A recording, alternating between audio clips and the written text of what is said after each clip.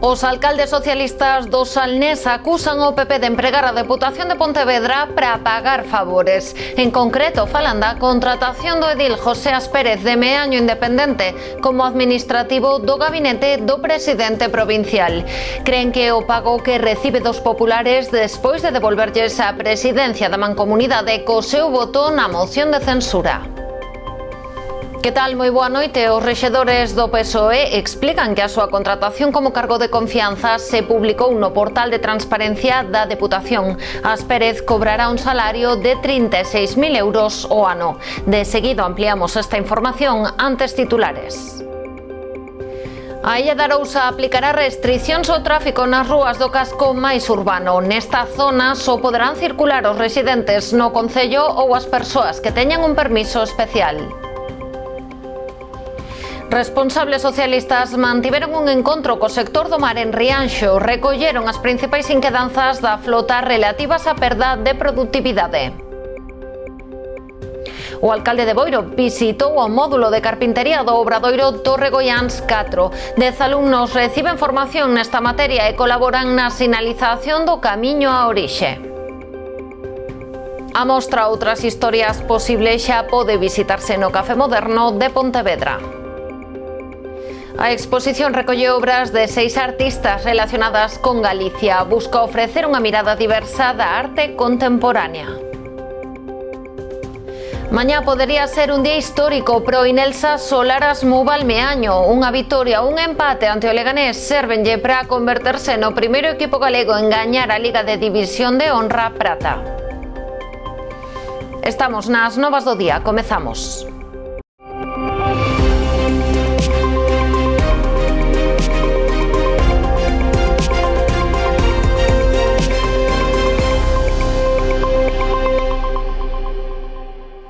Os alcaldes socialistas do Salnés piden explicacións pola contratación de José Manuel Pérez, concelleiro de Meaño Independente, como administrativo do gabinete do presidente da Deputación de Pontevedra. Os rexedores creen que o pago que recibe dos populares despois de devolverlles a presidencia da Mancomunidade do Salnés co seu voto na moción de censura celebrada hai algo máis dun ano. Denuncian que, segundo se recolle no portal de transparencia da Deputación, Pérez cobraría 36.000 euros anuais. 36.057 euros ao ano é o salario que, segundo o portal de transparencia da Deputación de Pontevedra, cobraría José Manuel Pérez, concelleiro de Meaño Independente, como membro do gabinete do presidente provincial. Situación que foi denunciada hoxe polos alcaldes socialistas da comarca do Salnés. Na páxina de transparencia da Diputación de Pontevedra, desde fai uns días, está publicado que este señor foi contratado como administrativo do gabinete da presidencia. O sea, este é algo surrealista. O sea, tes como alguén de confianza, alguén que é rival teu en Meaño. Entendo que tamén algo debería decir ao respecto ao alcalde de Meaño, non? Para explicar esta contratación, os alcaldes socialistas remontanse a algo máis dun ano atrás. Creen que o pago do Partido Popular a Pérez por devolverlles a presidencia da Mancomunidade do Salnés co seu voto na moción de censura. Pero que está claro que se fixo para pagar un favor, aquel favor de levantar a man aquel mes de xaneiro do ano 2024 naquela moción de censura. Xa sabemos que aquel voto non iba a ser gratis, xa o sabíamos naquel momento. Tratouse primeiro por parte do presidente da Mancomunidade de poñerlle un soldo na Mancomunidade a través dunha subvención inventada.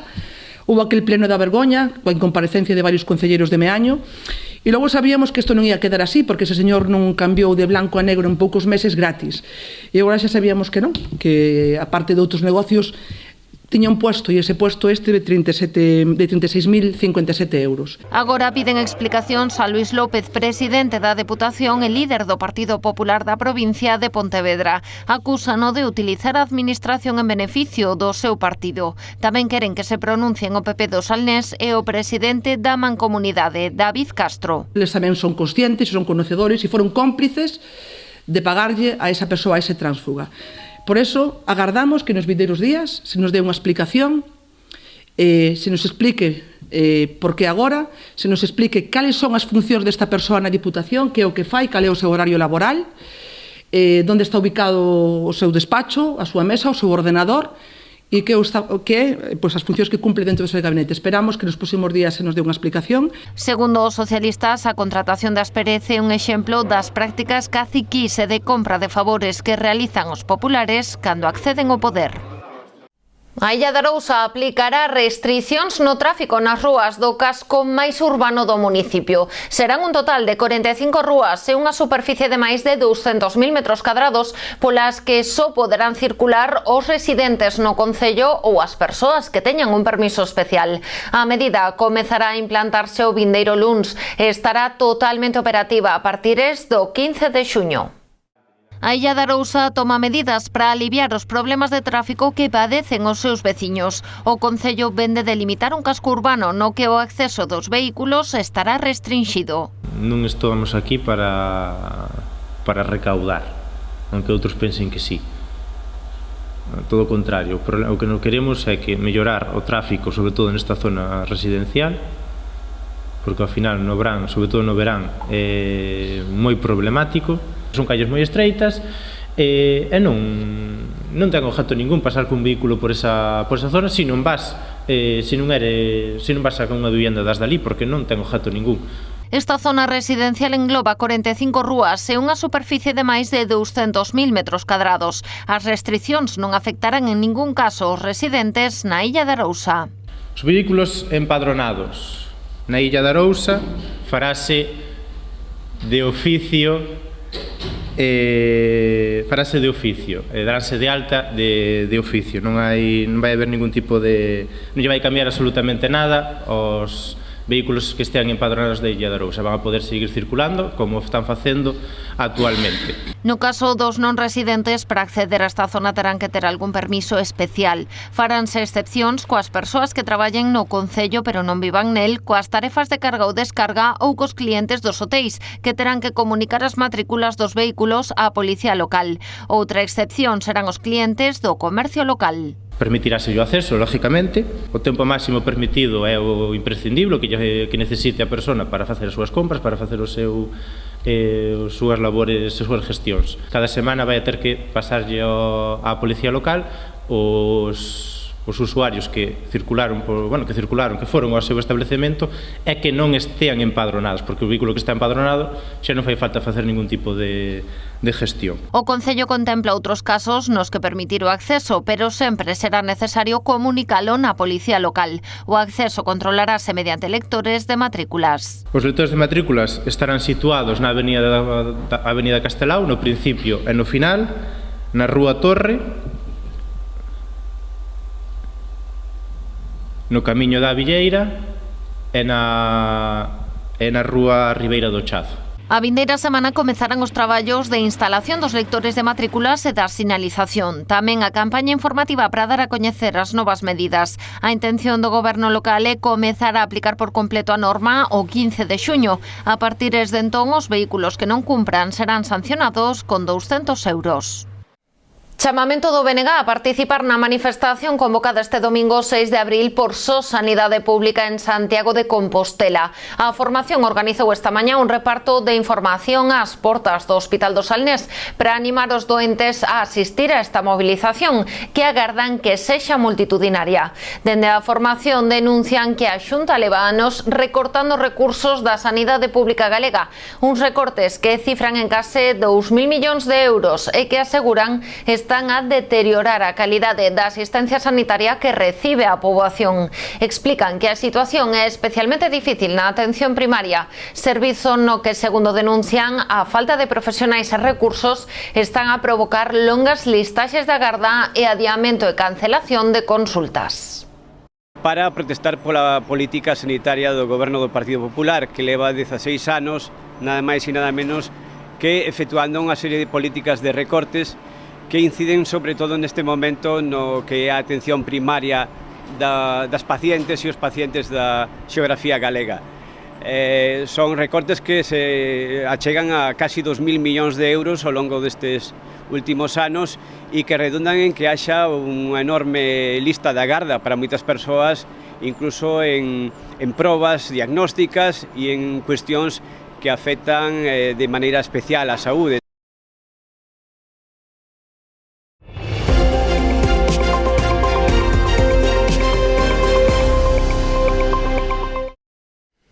O O Partido Socialista organizou esta mañá en Rianxo un encontro con representantes do mar coa fin de analizar o estado actual do sector na ría de Arousa. A xuntanza asistiron o portavoz de Pesca no Parlamento galego, Julia Balde, e o eurodeputado Nicolás González Casares. O voceiro de Pesca do Grupo Socialista, Julia Balde, e o eurodeputado Nicolás Fernández Casares mantiveron esta mañá un encontro con representantes do sector do mar na confraría de Rianxo. A convocatoria desta xuntanza partiu do propio partido a nivel local, e a ela asistiron tamén varios patróns maiores e representantes de confrarías e outras entidades vinculadas ao mundo do mar. Na reunión, os socialistas tiveron ocasión de escoitar as principais demandas dos profesionais que traballan na ría de Arousa, referidas principalmente á perda de produtividade que se está a dar nestes momentos e que afecta ao sector. Hoxe estamos aquí para escoitar ao sector, pero non só para escoitalo como fai a Xunta de Galicia e despois non facer nada, sino para escoitalos e trasladar a súa voz ao Parlamento de Galicia a través de iniciativas para forzar a Xunta de Galicia que de unha vez por todas se poña a traballar, se poña a facer o que ten que facer, que é garantizar coa axuda dos fondos europeos, garantizar a supervivencia deste sector tan importante para toda Galicia, pero sobre todo para unha ría como é a ría de Arousa. E ademais, temos que ser capaces de conseguir esa sustentabilidade, sobre todo por os riscos que ahora están no horizonte, ¿no? Si en este momento non somos capaces de que esta ría sea sustentable, peor vai a ser posteriormente. Precisamente o eurodeputado Nicolás González Casares aludiu á negativa da Xunta a querer participar na consulta da Comisión Europea referida a tramitación do Pacto dos Océanos, a nova normativa que busca poñer fin á fragmentación das políticas mariñas e consolidar un modelo de economía azul sostible e respetuoso cos ecosistemas. Porque todos sabemos que en esta ría, por exemplo, hai problemas. Sabemos que está diminuindo a produtividade desta ría, tamén doutras, pero o caso da Arousa é moi significado. Por que non quere participar a Xunta de Galicia? Que ten que agochar? Que é o que non quere saber a Xunta de Galicia desta ría? Ou que é o que non quere contar? Que vai a engadir riscos ás persoas que traballan nesta ría? É iso o que lle agocha a Comisión Europea? Pois nós reivindicamos que debemos participar en todas esas consultas e poñer o que sabemos en Galicia a disposición da Unión Europea, que é moito, porque se alguén sabe do mar, é a xente do mar de Galicia, e a Xunta de Galicia non está contando con eles para o desenvolvemento das políticas europeas. O voceiro de Pesca no Grupo Popular no Senado, Manuel Ruiz, denuncia o abandono que sofre o sector pesqueiro por parte do Goberno Central. Refírese ao voto en contra na Comisión de Pesca dunha emenda presentada polos populares pro desenvolvemento do Real Decreto aprobado en 2022 para facilitar o acceso ás axudas para financiar o cambio de motores. A modificación proposta polo PP permitiría flexibilizar o aproveitamento da potencia provinte da paralización definitiva, permitindo a súa utilización por buques que operen no mesmo caladoiro. Os populares lembran que o Real Decreto segue a día de hoxe sen desenvolver, polo que non permite aplicar medidas concretas para a renovación dos motores, incumprindo así as indicacións da Unión Europea e da política pesqueira común. Un total de 20 alumnos están a formarse nos módulos de carpintería e forestal do Obradoiro de Emprego Torregoiáns 4 de Boiro. O alcalde visitou esta mañá o taller de carpintería no Centro de Formación de Espiñeira. O pasado mes de decembro arrancaba en Boiro a cuarta edición do Obradoiro de Emprego Torregoiáns. Ademais, o módulo de repoboacións forestais e tratamentos silvícolas que xa se desenvolveu en pasadas edicións estreábase o Obradoiro de Carpintería. O alcalde visitou esta mañá o seu alumnado no taller do Centro de Formación de Espiñeira, onde tivo ocasión de coñecer os traballos que están a realizar. Ademais dos peches de madeira para o Pazo de Goiáns, os alumnos están a traballar na mellora das pasarelas de madeira do camiño a orixe. A verdade é que o proxecto deste ano, destes 9 meses, é un proxecto moi bonito, que é a reparación ou integración do que é o camiño a orixe, que ven desde Currubedo hasta Santiago, pero bueno, estamos traballando no seu paso polo término municipal de Boiro e están conxugando, pois efectivamente, os de forestal, pois con ese amaño do camiño no tema forestal e por outro lado o tema de carpintería, non? Levamos xa anos apostando polo tema forestal porque temos no Barbanza pois un monte impresionante que temos que sacar rentabilidade. A verdade é que é un sector productivo que cada vez está ganando máis importancia na nosa población e, neste caso, neste ano, quixemos completalo pois relacionado ca madeira, pois como non pois o tema de carpintería. Xunto co módulo forestal, son 20 os alumnos que participan neste programa financiado pola Consellería de Emprego. Durante os 9 meses de duración reciben formación teórico-práctica a través dun contrato de traballo de 40 horas semanais. Son remuneradas, teñen o salario mínimo, e durante 9 meses esta xente está aprendendo un traballo e mellorando. A maioría deles teñen unha formación baixa, unha formación básica. Entón, desta maneira o que conseguimos é unha mellora dentro da súa empregabilidade no sector. Destaca o alto índice de inserción laboral unha vez concluído o proceso formativo, posto que ao redor do 70% dos alumnos consigue acceder a un posto de traballo. Eu, para min, ver como se forma a xente e despois como salen á calle se con un traballo é algo que para min que me enche ese de orgullo. E, que desde o Concello que seguiremos sempre apostándose pola formación e polo emprego. A Deputación da Coruña asumirá a ampliación e mellora da seguridade da estrada de P4201 en Lousame. O secretario xeral dos socialistas na provincia, Bernardo Fernández, desprazouse ata a localidade para coñecer o proxecto da man do voceiro da agrupación socialista no Concello, Juan José Prego. Esta actuación suporá unha importante mellora da seguridade nos núcleos de Boca de Souto, A Chave e Aldea Grande.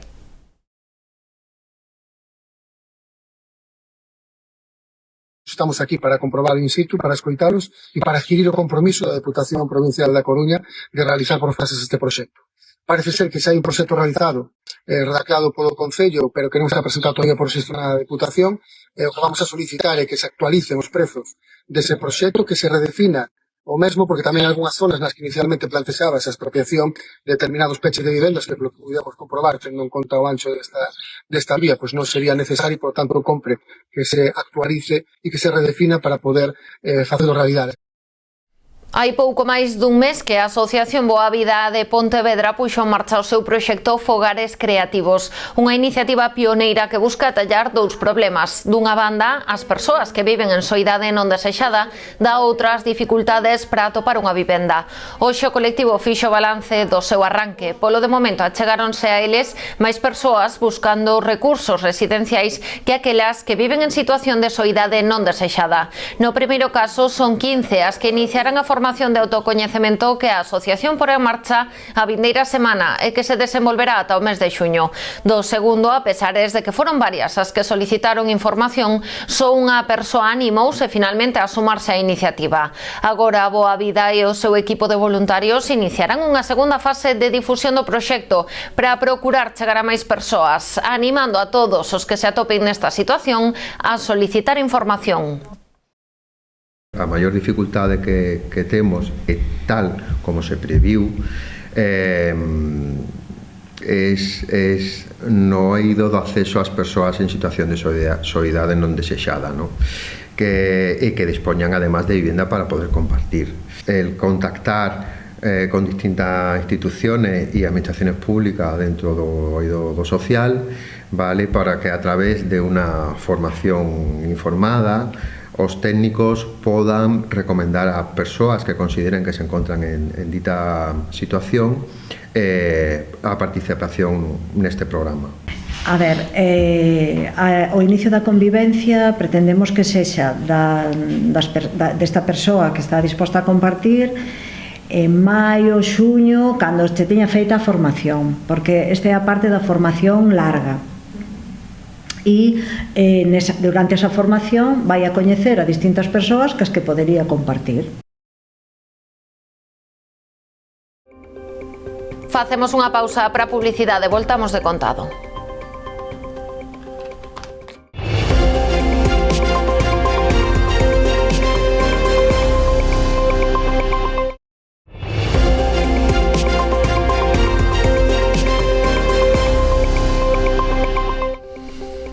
Outras historias posibles é a mostra que xa se pode visitar nas instalacións do Café Moderno en Pontevedra. A exposición reúne traballos de 6 creadoras na procura de ofrecer unha mirada máis diversa sobre a arte contemporánea galega. Un dos obxectivos fundamentais deste proxecto é proporcionar referentes artísticos de mulleres que complementen e completen os relatos históricos herdados. Cando estudiei Historia da Arte, os meus referentes foron nun 99% masculinos. Superar este tipo de sesgos, tanto nas miñas clases de Historia da Arte na universidade como nos meus proxectos curatoriais ou nas miñas investigacións académicas, é un compromiso firme e honesto. Y creo que significa también para nosotras pues un reconocimiento de nuestro trabajo en su momento, pero también un aliciente a lo mejor para trabajar más y volver a tomar el trabajo con ilusión. Vos que fostes precursoras fai moitos anos, non? De momentos difíciles, seguramente, que non foi nada fácil, o comentabades tamén na vosa experiencias persoais, que fai nos anos 60, nos anos 70 non era fácil crear, non era fácil ter a capacidade como mulleres, non? De poder ter unha actividade cultural propia. Hoxe en día sodes un exemplo claro para moitísimas persoas que queren seguir creando arte, que queren seguir creando valor no seu territorio. A mostra reivindica as trayectorias de 6 artistas vinculadas con Galicia, expoñendo obras de Ana García Pan, Emilia Guimeráns, Anne Heibaert, Tusi Sandoval, Blanca Silva e Laura Terré. Outras historias posibles chega a Pontevedra no marco do programa de itinerancias da Cidade da Cultura e despois de ser exhibida no Museo Centro Gaiás, onde recibiu máis de 50.000 visitantes. Así, a mostra recolle máis de 50 pezas e 40 documentos, entre os que se atopan pinturas, esculturas, xilografías e debuxos que permiten aprezar o devir creativo de cada unha das artistas de maneira individual, sen obviar o contexto social e persoal no que se desenvolveron profesionalmente. Outras historias posibles poderá visitarse no Café Moderno de Pontevedra ata o vindeiro 30 de maio. Ribeira é o primeiro concello galego adhirido ao programa Cardinángel. Este innovador proxecto ten por obxectivo salvar vidas a través dunha rede de voluntarios capacitados para realizar a reanimación cardiopulmonar.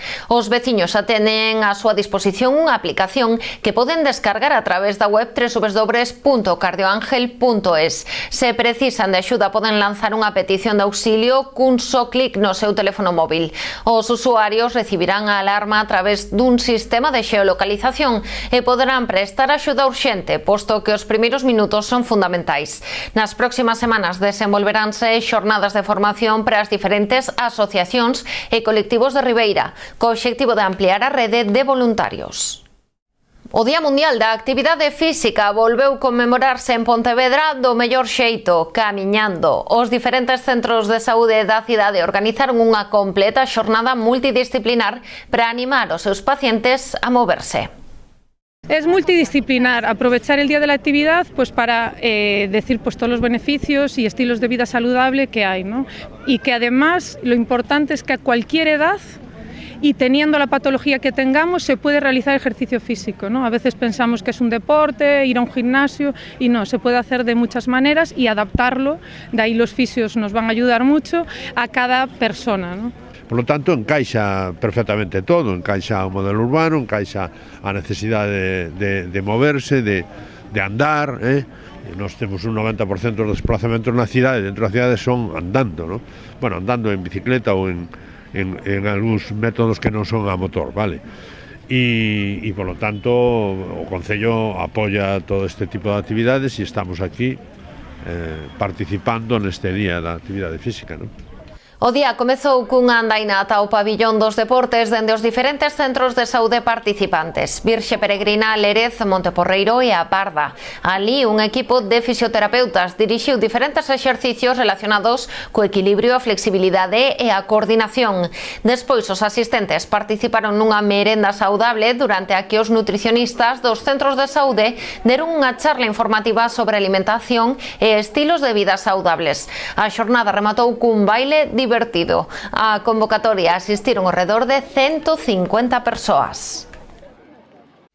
O pabillón de Fontecarmo en Vila García acolleu hoxe unha nova edición e xa son 18 do torneo Panos Brancos contra a droga. A iniciativa impulsada pola Fundación Galega contra o Narcotráfico traballa na prevención e busca concienciar os máis novos sobre a perigosidade do consumo deste tipo de substancias. Durante toda a mañá, máis de 200 rapaces e rapazas de 6 institutos da contorna participaron nunha programación festiva e deportiva. O alumnado do Cambadés, Francisco Asorei, do Arousa San Illa de Arousa, do Centro de Rianxo Félix Muriel, dos Institutos Vilagarciáns Armando Cotarelo e Castro Alobre e do Vilanovés Faro das Lúas competiron en diferentes torneos de baloncesto, fútbol, voleibol e atletismo. Un xeito de concienciar os adolescentes nunha etapa da vida na que se experimentan moitos cambios e dúbidas. Ribeira repetirá coa campaña de control das colonias felinas iniciada o pasado ano, dando así cumprimento á Ordenanza Municipal de Protección e Tenencia de Animais de Compañía e a Lei de Protección de Benestar Animal. Por segundo ano consecutivo, Ribeira porá en marcha unha campaña de castración das colonias felinas. Segundo informaron fontes municipais, con ela trátase de dar resposta a un grave problema que se dá, principalmente no casco urbano. Dende o Concello solicitan tamén a colaboración cidadá, priorizando a castración de colonias onde os veciños e veciñas estean dispostos a facer unha achega económica ou existir moita demanda e poucos medios. É moi difícil ter unha colonia totalmente saudable, por así dicirlo, non, con todos os gatos castrados, entón imos a rematar esos pequenos puntos e logo imos a acceder a novas zonas, priorizando as colonias nas que os veciños e as veciñas estean dispostas a colaborar económicamente. Sei que iso non gusta, pero temos que escoller os puntos de alguna maneira. En todas as parroquias, en todo o municipio en xeral, hai puntos descontrolados de colonias, non podería escoller. Novamente, para levar adiante esta campaña, o Concello contará coa colaboración de Callejeros Barbanza. Esperamos poder actuar en colonias novas, que, pois, si é verdade que o ano pasado non pudemos actuar porque por falta de presuposto, entonces este ano tamén queremos, pois, aínda que non se castra a colonia inteira, pois, actuar aí. Todos estes gatos, ademais, hai moitas colonias que o necesitan porque hai que desparasitalos, necesitan desparasitacións, e necesitan un pouquiño tamén de coordinación con parte do Concello e da protectora para os alimentadores, para que eles vexan a mellor maneira de tratar esa colonia, vale? De xestionala de alguma maneira. E cando haxa algún problema con algún gato, pois ven que nos informen a nós ou que informen ao Concello, o sea, establecer un protocolo nas colonias felinas que é moi importante. Por qué? Porque crea, é verdad, conflicto. Noia vivirá a súa Semana Santa cun amplo programa de actividades religiosas. A principal novidade deste ano será estreado un paso infantil. Unha decena de nenos da Confraría do Nazareno sairán o Xoves Santo na procesión das Carracas.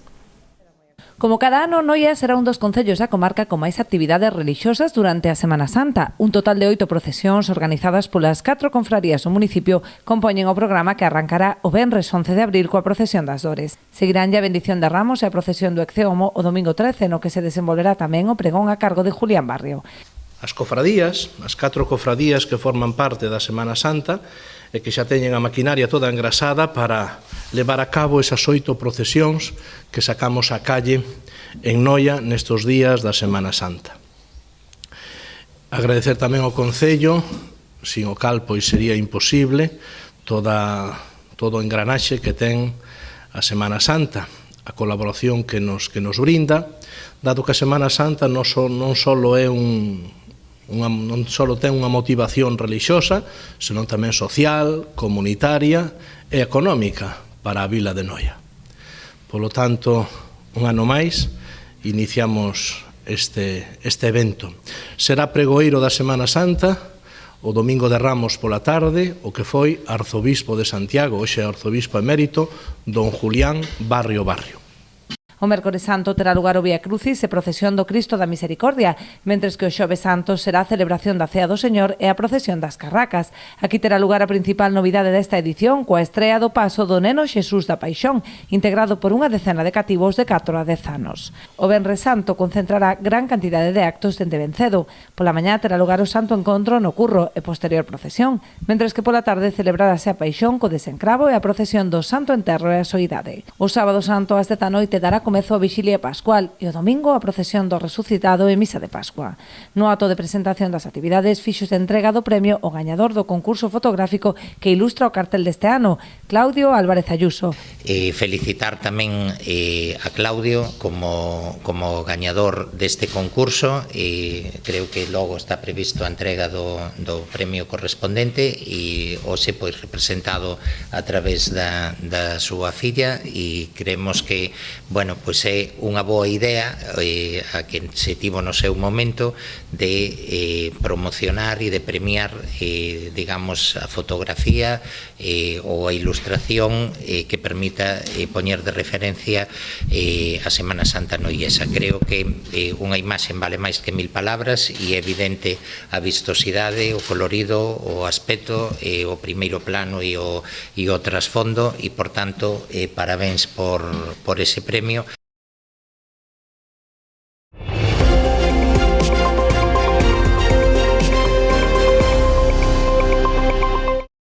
Mañá sábado, día clave pro Inelsa Solaras Mubal Meaño. O conxunto mídese en Coirón o Leganés na última xornada de Liga de División de Honra Prata.